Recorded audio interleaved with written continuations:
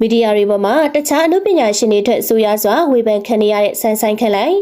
မင်္ဂလာပါပရိသတ်ကြီးတို့ရဲ့ဂီတလောကမှာတော့အချင်းကြာမြင့်စွာရပ်တည်နေပြီးတော့လူကြီးလူငယ်မရွေးကြိုက်နေတတ်တဲ့ဆန်းဆိုင်ခန့်လိုက်ကိုတော့အားလုံးကသိကြမယ်လို့ထင်ပါတယ်ရှင်ခေတ်ပေါ်ဒေသချင်းတွေကိုတည်ဆူနေရကနေပရိသတ်တွေအားပေးထောက်ခံမှုကိုရရှိခဲ့ပြီးတော့အနုပညာလောကတွေကိုစတင်ရောက်ရှိလာခဲ့တာပဲဖြစ်ပါတယ်ဆယ်စုနှစ်တစ်ခုကြာအောင်မြင်မှုတွေရရှိခဲ့တဲ့ဆန်းဆိုင်ဟာလက်ရှိအချိန်မှာလည်းဒေသချင်းအသစ်တွေကိုဖန်တီးနေပြီးတော့ဂီတလန်ကိုဆက်လက်ရှောင်လန်းနေပြီးတော့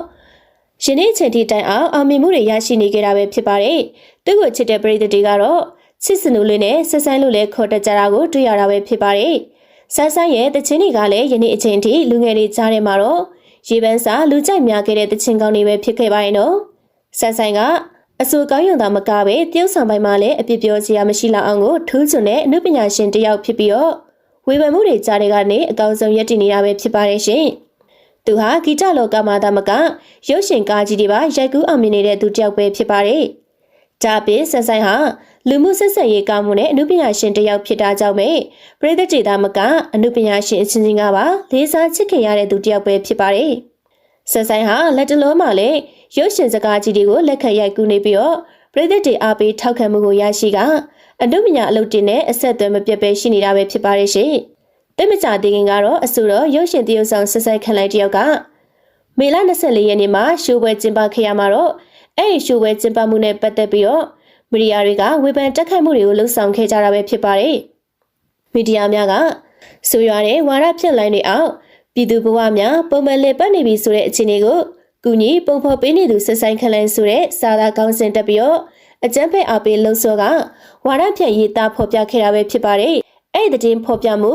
ကမော့ပေါမှာတော့ဆက်ဆိုင်ကိုအာမပေးတဲ့သူတွေနဲ့မိမိတို့ရဲ့အမိမှန်ကိုမဖော်လို့သူအကောက်တုတွေရဲ့မှတ်ချက်စကားတွေသာများပြားနေခဲ့ပြီးတော့ပြည်တွင်းနေပြည်သက်တွေကတော့အပြစ်မဆိုးထားသလိုဆက်ဆိုင်ခန့်လိုက်ရဲ့ပြည်သက်အင်အားကများပြားလို့နေတာကြောင့်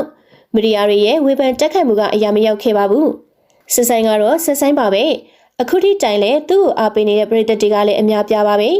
ဆက်ဆိုင်ခန့်လိုက်ကသူ့ရဲ့မွေးနေ့ရက်ဖြစ်တဲ့ဧပြီလ10ရက်မှာတော့သူ့ရဲ့ဆက်ဆိုင်ပါတီရှိုးကိုပြုလုပ်ဖို့ကနဦးစီစဉ်ခဲ့ရမှာတော့ဗလ28ရက်နေ့မှာလှုပ်ခတ်သွားတဲ့ငလင်ကြီးကြောင့်ပဲငလင်တက်တဲ့ပြည်သူတွေအတွက်စာနာမှုအဖြစ်စီစဉ်ထားပြီးဖြစ်တဲ့သူ့မွေးနေ့ရှိုးပွဲကိုတော့ကျင်းပခဲ့ခြင်းမရှိခဲ့ဘဲနဲ့ရှေ့အကန့်အသတ်မရှိရွှေဆိုင်ခဲ့တာမျိုးလည်းဖြစ်ပါတယ်။ဒါကြောင့်လည်းရွှေဆိုင်ထားတဲ့သူ့ရဲ့ရှိုးပွဲကိုတော့မေလ24ရက်နေ့ကရန်ကုန်မြို့မှာပြန်လည်ပြုလုပ်တာမျိုးပဲဖြစ်ပါတယ်။မေလ19ရက်နေ့ကလည်းဘန်ကောက်မြို့မှာသူရဲ့တငယ်ချင်းတွေနဲ့အတူရှိုးပွဲတည်ဆူခဲ့ရမှာတော့ထိုင်းနိုင်ငံရောက်မြန်မာနိုင်ငံသားတွေရဲ့အားပေးမှုကတော့ကြီးမားခဲ့တာပဲဖြစ်ပါတယ်။ဟုတ်ကဲ့ပါထိုင်းရောက်မြန်မာတွေရဲ့အားပေးမှုပုံရိပ်တွေဆိုရှယ်မီဒီယာထက်မှပြန့်နှံ့လာချိန်မှာတော့လူတို့ရဲ့တော်လှန်ရေးစိတ်ဓာတ်နဲ့သွေးမအေးတဲ့လုံလာတွေကိုဖျက်ဆီးဖို့အစာပြိုးပြလိုက်သူကဆက်ဆိုင်ခန့်လိုက်ပဲဖြစ်ပါတယ်လို့စတင်ဆွဆွဲဝေဖန်ခံခဲ့ရခြင်းပဲဖြစ်ပါတယ်။သတင်းဌာနများရဲ့မရွေမတွက်နိုင်တဲ့ပြည်သူတွေရဲ့အသက်တွေဆုံးရှုံးခဲ့ရချိန်မှာဝေဖန်တာဝန်နေတာပြည်သူဘက်ကရက်တာစားတဲ့အတန်တွေတိတ်ဆိတ်ပြပြီးကိုငွေရဖို့နဲ့အလိုကျပွဲလန်းတွေစီစဉ်အနုပညာဖျော်ဖြေတင်ဆက်မှုတွေကိုဟမပြတ်လုပ်နေနိုင်တဲ့အနုပညာရှင်ကိုအားပေးဂုဏ်ပြုဖို့မသင့်တော်တဲ့အချိန်ဖြစ်ပါတယ်လို့တစ်ဖက်သားဝေဖန်ရေးသားမှုအပေါ်မှာတော့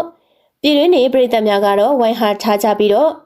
ပြည်ပြည်အနုပညာသမားတွေရဲ့ပကြီးရောင်အိတ်ချုံရောင်အင်ကြီးချုံရောင်ကြရင်နဲ့ရှိုးပွဲပြုလုပ်ငွေရှာနေကြတဲ့အကြောင်းတွေကိုရေးသားတုတ်ပြန်ခဲ့ကြတာပဲဖြစ်ပါတယ်ရှင်ပြည်ပြည်ရဲ့တိုက်ခိုက်ဝေဖန်မှုတွေဘလို့ပဲရှိနေပါစေဆက်ဆိုင်ခန့်လိုက်တဲ့အတူရှိုးပွဲအတွင်းမှာပျော်ရွှင်ခဲ့ကြတဲ့ဆက်ဆိုင်ခန့်လိုက်ရဲ့ပြည်သက်တွေအပါအဝင်ထိုင်းရောက်မြန်မာတွေကတော့သူတို့ရဲ့ဘဝအမော်တွေခဏကြာပြေးပြောက်သွားနိုင်တာတော့အမှန်ပဲဖြစ်ပါတယ်ရှင်ဆက်ဆိုင်ခန့်လိုက်အနေနဲ့လာမယ့်ဇွန်လ29ရက်နေ့မှာလည်းသူပါဝင်ထားတဲ့ပြင်စလက်မှုရုပ်ရှင်စကားကိုတော့ရုပ်တင်ပြသဖို့စီစဉ်ထားတာလည်းဖြစ်ပါတယ်ရှင်ဟုတ်ကဲ့ပါရှင်ဒီအကြောင်းအရာနဲ့ပတ်သက်ပြီးတော့ပရိသတ်တွေရဲ့အမြင်ကိုလည်းပြောပြပေးခဲ့ပါဦးနော်အစီအစဉ်ကိုအဆုံးထိလိုက်ပါကြည့်ရှုပေးခဲ့ကြတဲ့ပရိသတ်အယောက်စီတိုင်းကိုကျေးဇူးတင်ပါတယ်ရှင်